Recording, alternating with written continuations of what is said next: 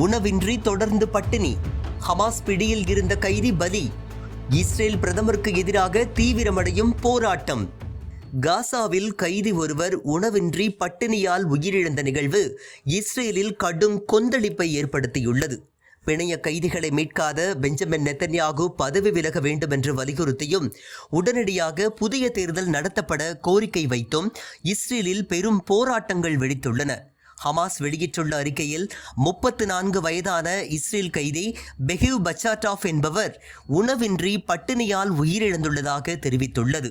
உணவு மற்றும் மருந்துகள் இல்லாமல் காசா மக்கள் எப்படி பாதிக்கப்பட்டிருக்கின்றார்களோ அதே கொடுமைகளைத்தான் இஸ்ரேல் கைதிகளும் அனுபவித்து வருகின்றார்கள் என நாங்கள் ஏற்கனவே கூறியிருந்தோம். இப்போது அதனை நிரூபிக்கும் வகையில் இஸ்ரேல் கைதி ஒருவர் உயிரிழந்துள்ளார் என ஹமாஸின் செய்தி தொடர்பாளர் அபு உபைதா தெரிவித்துள்ளார்.